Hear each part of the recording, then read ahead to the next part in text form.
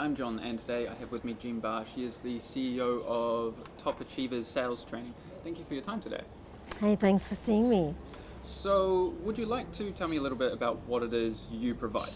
For me, the things that I actually provide is around sales training and helping companies put in systems and processes around that, customer service training,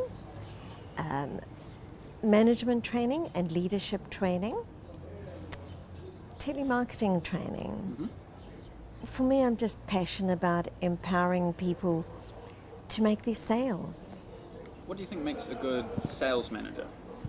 Somebody who understands the sales process, is invested in his people or her people, is prepared to ask the nitty questions, listen and evaluate, and work alongside the team members to actually achieve the goals. Would you say it would be wise to promote one of your salespeople to the role of sales manager, or is it best to bring in someone new? That's a really good question. So my particular view, and I've seen far too many people and companies do this and have really bad results. So for me, I think most top salespeople don't have the personality profile for a manager. Right. They're very highly driven, highly motivated people, but it's about them and their sales. Management is a whole different set of skills. I'm of the opinion that at the end of the day, everybody needs to operate in their zone. So if you're a top salesperson, you stay a top salesperson. If you have a tendency or, the management gene, and you want to combine that with your sales experience, that is good, as long as you are still working within your skill set. What size of the business should they look at getting someone solely to manage sales? Every single one of those amazingly awesome people who have the ability to go out and start their own businesses, you've got to start somewhere. So you're normally the person who goes out and starts the business and gets the clients in and grows the business.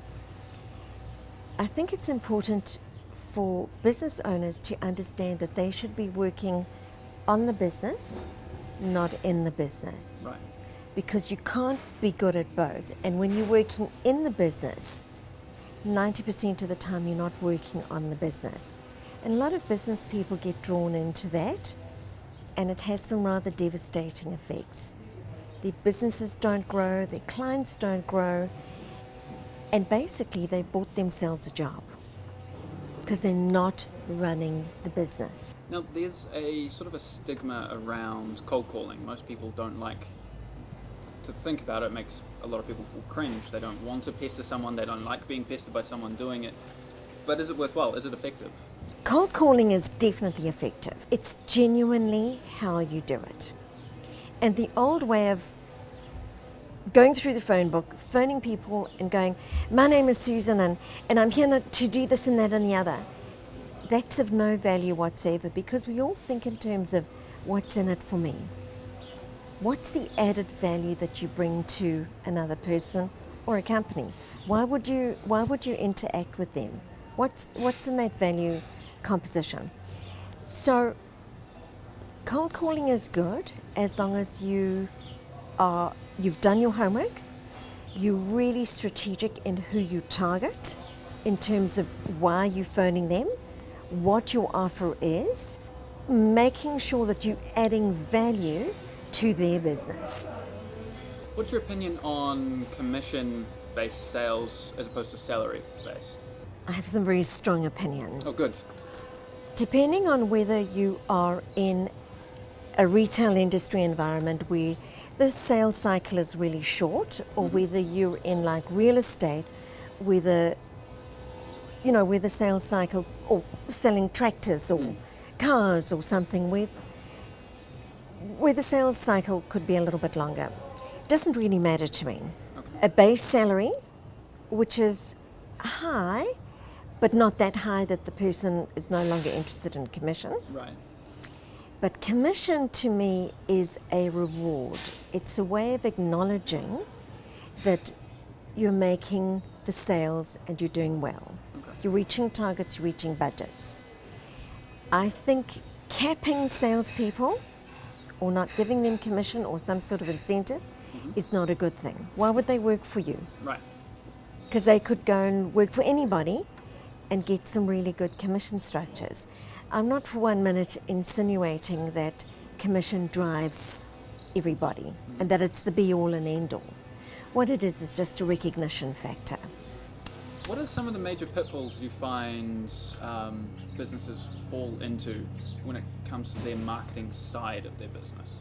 From a marketing point of view, I think that a lot of small businesses think in terms of marketing's got to be big budget stuff and very expensive.